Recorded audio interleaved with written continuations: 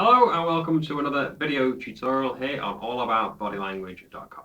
Now, if you just checked out my previous video I've just posted, we talk about the classic indicators of the flirting and dating arena, both from the male's perspective and the female's perspective. So today what we're going to do is talk about how this intertwines into an actual scenario. So what we're going to do, we're going to pit Craig and Kat in a nightclub scenario, and we're going to talk about how what I've talked about can happen in real time. So let's say, for instance, Craig goes into the nightclub. He's looking pretty swank, tan from Mercia as well, so he's looking quite good. And then he's scanning around to see what's going on, and then he sees this lady in the distance eyeing him up. And let's call her Kat, for argument's sake. Because he's hopeless at body language, he's looking around, he doesn't really see the repeated eye contact that Kat is giving Craig. Now, as we talked about in the opening video, we talked about how a lady likes to flirt, and one of the ways to do this silently is by increasing her eye contact.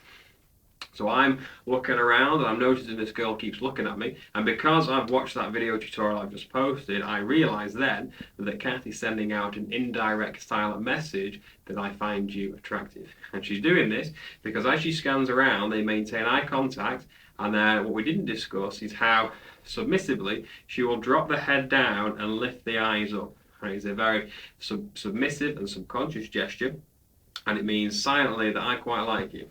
So ordinarily, just on the opening eye contact exchange, just once means nothing, 3 or 4 times. So let's say on the 4th time that she's lifted the eyes up and keeping the head down, that is the green light for me to go and proceed over to her.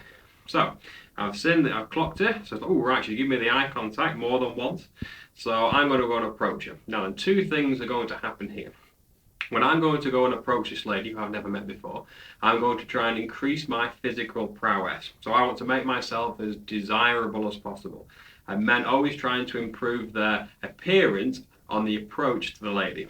So what I'll be doing, well, I'll be making myself look bigger. So I'll be sticking out my chest, I'll be sucking in my abs, I'll be adjusting my belt, making those crotch displays as I make the long walk over to Kat. But Kat will be doing exactly the opposite. She'll be making herself look as submissive as possible. She might be trying to twine her legs together, and she might be trying to just play with her hair, making herself look as pretty as possible. So we go through these chains of motions, which have been the same for countless and countless number of years.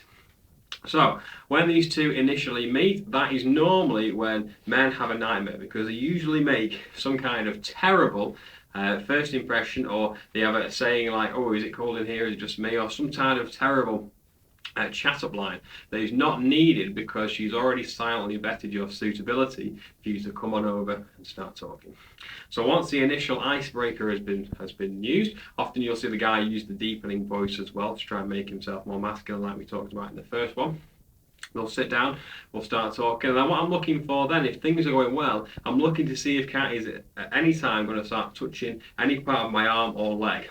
Now, if she does, this is a really good indicator that she finds me attractive and safe to be around. So these little touches she's giving me is a great example that she's finding me attractive and like I mentioned before, safe. So this is how you can intertwine everything you just learned into an actual scenario that you can use in your daily life.